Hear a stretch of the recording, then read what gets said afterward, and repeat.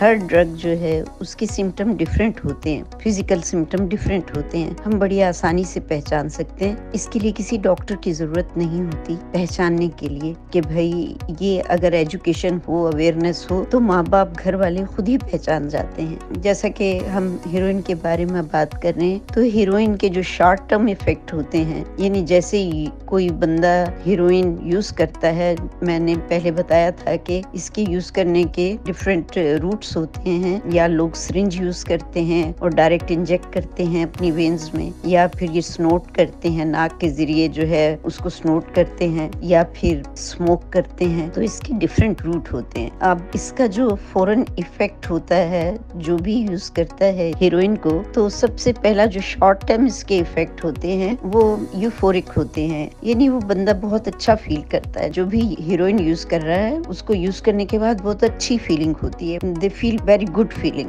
उनको बहुत अच्छी फीलिंग्स होती है। लेकिन ये फीलिंग्स जो हैं ये सिर्फ चंद मिनट ही रहती हैं, ये फीलिंग्स ज्यादा देर तक रहती नहीं है। ये बहुत शॉर्ट टर्म इफेक्ट होते हैं, ये लॉन्ग टर्म इफेक्ट नहीं होते। यूज करने के बाद ये जो बहुत अच्छी फीलिंग्स आती हैं ये बहुत शॉर्ट टर्म होती हैं, थोड़ी सी देर के लिए रहती हैं। और इसके जो साइड इफेक्ट होते हैं वो लास्ट करते हैं 3 और 5 आवर तक। इसके साइड इफेक्ट लास्ट करते हैं। फौरन इसके इफेक्ट वो यूफोरिक रश होता है। यूफोरिक का मतलब है अच्छी फीलिंग, अच्छा इंसान को फील होता है। इसके फिजिकल सिम्टम्स में जो बहुत इंपॉर्टेंट है पेरेंट्स के लिए कि उनको इसके फिजिकल सिम्टम्स का पता चले, ताकि वो देख के पहचान सकें कि उनका बच्चा हीरोइन यूज कर रहा है या उनका घर का कोई फर्द जो है वो हीरोइन यूज कर रहा है। मैं आपको ये तमाम ड्रग्स के बारे में एजुकेट करूंगी कि जो कोकेन लेते हैं उनको आप कैसे पहचानेंगे, उनके फिजिकल सिम्टम्स क्या होते हैं। जो हीरोइन लेते हैं उनके फिजिकल सिम्टम्स क्या होते हैं। जो मेथाम्फेटामिन लेते हैं उनके फिजिकल सिम्टम्स क्या होते हैं। तो हर ड्रग जो है उसके अलग अलग फिजिकल सिम्टम्स होते हैं। इसके लिए कोई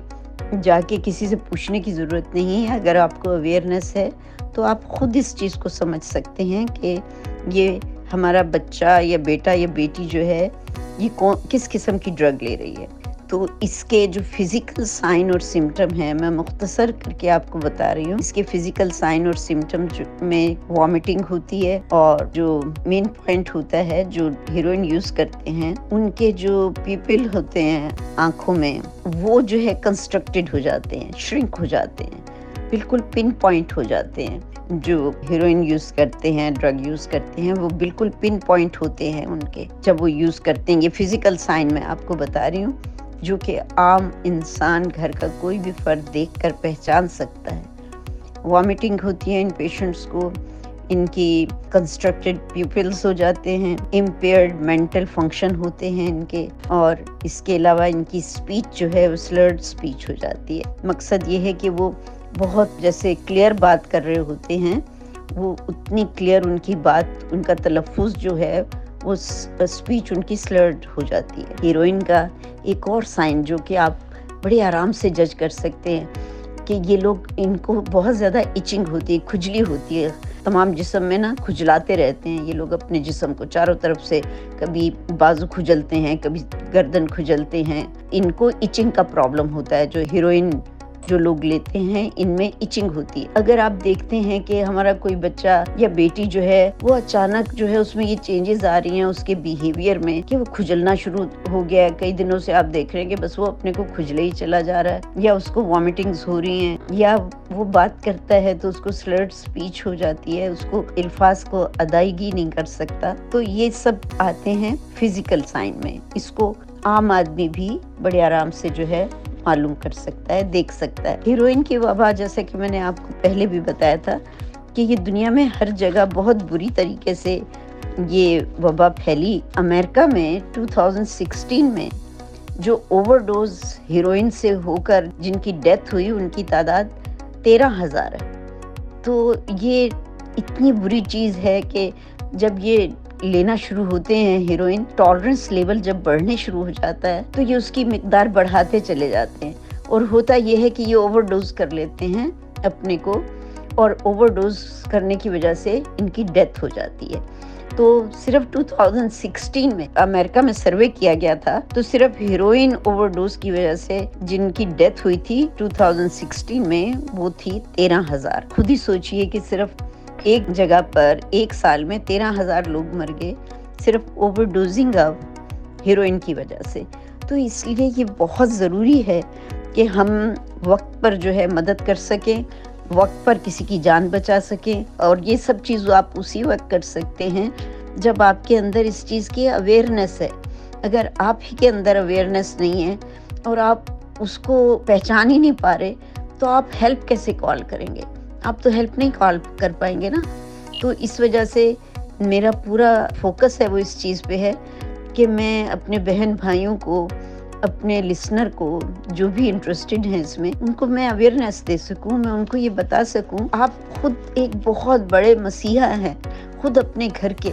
आप वक्त पर जो है किसी की जान बचाने के काम आ सकते हैं। आप अवेयरनेस लीजिए, आप इस चीज़ की नॉलेज लीजिए ताकि आपके घर में कोई इस किस्म का हादसा ना हो। अब इसके जो साइड इफ़ेक्ट होते हैं, जो ओवरडोजिंग जब हो जाती है, तो ओवरडोजिंग के साइंस क्या होते हैं कि इंसान जो है उसकी स्लो ब्रीदिंग होनी शुरू हो जाती है, यानी बहुत सांस उसकी रेस्पिरेटरी डिप्रेशन में चला जाता है। जब ओवरडोज होता है, कोई बहुत ज़्यादा मिकदार में ले ली है हीरोइन, तो उससे क्या है कि वो सांस जो है वो बड़े स्लो लेना शुरू कर देता है। तो इसको हम कहते हैं, मेडिकली हम कहते हैं रेस्पिरेटरी डिप्रेशन में चला गया पेशेंट, कि उसकी जो है रेस्पिरेशन जो है वो नॉर्मल नहीं हो रही। और जब उसकी रेस्पिरेशन ही नॉर्मल नहीं होती, तो आपको तो पता है ना कि जब हम सांस लेते हैं हमारी ऑक्सीजन अंदर जाती है और ऑक्सीजन हमारे खून के साथ शामिल होकर डिफरेंट पार्ट ऑफ बॉडी को जाती है।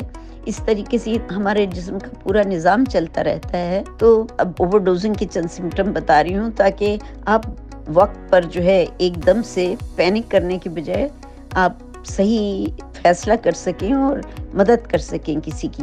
तो जो ओवरडोज पेशेंट होते हैं उनकी सबसे पहला साइन ये है कि स्लो ब्रीदिंग हो जाती है।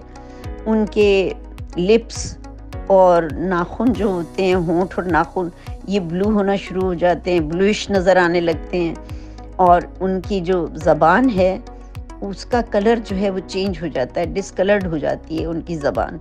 ड्राउजीनेस इनमें आ जाती है बहुत ज़्यादा, कि आप जो है बात कर रहे हैं और वो बात करते हुए आप अपने किसी बच्चे से या बेटे से या बहन से या भाई से बात कर रहे हैं और उनमें इतनी ड्राउजीनेस है कि वो आँख खोलते हैं, बात करते हैं और फिर उनकी आँखें बंद हो जाती हैं, नॉडिंग होती है उनमें। तो ये सब साइन है कि वो ओवरडोज हुआ है। उस वक्त आपको इमीडिएटली हेल्प कॉल करनी है उनकी ज़िंदगी बचाने के लिए। इन लोगों के जो मसल्स हैं वो भी अनकंट्रोल्ड हो जाते हैं। ऐसी सूरत में नार्केन एक मेडिकेशन है जो दी जाती है, वो मेडिकेशन जो है इसके ओवरडोजिंग का इफेक्ट जो होता है उसको न्यूट्रलाइज कर देती है। तो ये चंद नॉर्मल फिजिकल साइन थे जो मैंने आपको बताए हैं कि पेशेंट आहिस्ता आहिस्ता सांस लेना शुरू करता है, उसकी स्किन जो है वो बहुत, आप टच करें तो ठंडी और क्लेम्सी हो जाएगी, ब्लड प्रेशर उसका लो हो जाता है, पल्स जो है उसकी वीक हो जाती हैं। आप अगर ये सब सिम्टम्स देखें कि बंदा जो है वो बहुत, उसकी सांस बहुत आहिस्ता चल रही है और उसके होंठ जो है वो कलर चेंज कर रहे हैं, तो आपके पास टाइम है, आप इमीडिएटली जो है उसकी जान बचा सकते हैं। अगर आप ये सब चीज़ें पहचानने के बाद कोई मेडिकल हेल्प कॉल कर लें तो डेफिनेटली उस बंदे की जान बच सकेगी। जो भी लड़का है या लड़की है उसको हम बचा सकते हैं। अब ऐसा होता है कि जब इनकी सांस आहिस्ता आहिस्ता चलने लगती है तो ये अक्सर गिर भी पड़ते हैं। ये गिर पड़ेंगे, इनका ऑलमोस्ट स्टेट ऑफ माइंड जो है उस वक्त बिल्कुल सही कंसंट्रेट नहीं कर पा रहा होता, काम नहीं कर पा रहा होता, क्योंकि उनकी ब्रीदिंग ही इतनी स्लो हो चुकी होती है। और ये नॉडिंग करने लगते हैं, मकसद झूलते हैं। इनका सर जो है कभी आगे की तरफ गिरता है, कभी पीछे की तरफ। तो ये कंडीशन ऐसा नहीं होता कि सिर्फ खड़े हुए होती है। अगर कोई बैठा हुआ है, आप देखें कि बच्चा बेड पे बैठा हुआ है और बैठे हुए वो इस तरीके से कभी उसकी गर्दन बिल्कुल आगे की तरफ झुक जाती है और फिर वो उठा लेता है, तो इसका मतलब है कि इट्स अलार्मिंग। आप देखें उसको कि उसको हो क्या रहा है, वो ओवरडोज हुआ है। तो आप ऐसे वक्त में फौरन ही मेडिकल हेल्प उसके लिए बुलाइए। हमारे लव वन जो है वो हमें छोड़ के क्यों चले जाते हैं, जो इस बीमारी में मुब्तला हैं, वो हमें छोड़ के इसलिए चले जाते हैं कि हमारे पास अवेयरनेस नहीं है। हम पहचान ही नहीं पाते। हम छोटे-छोटे सिम्पटम्स हमारे सामने आ रहे होते हैं, हम उनको ऐसे ही रेगुलर लेते हैं। अभी तो मैं आपको सिम्पटम बता रही हूँ ना, इसके बाद मैं आपको ट्रीटमेंट भी एजुकेट करूँगी कि आप अपने बच्चे को ट्रीट कैसे कर सकते हैं। आज के लिए इतना काफ़ी है, तो इंशाल्लाह जैसा कि एक और बात कहना चाहूँगी कि अगर आप में से किसी को भी कोई सवाल ज़हन में आता है, इससे लिंक, एडिक्शन से लिंक अगर कोई भी सवाल आपके ज़हन में आता है, आप मुझसे यूट्यूब मेरे चैनल पर कमेंट में ज़रूर पूछिए, मैं आपको वहाँ पे ज़रूर जवाब दूँगी।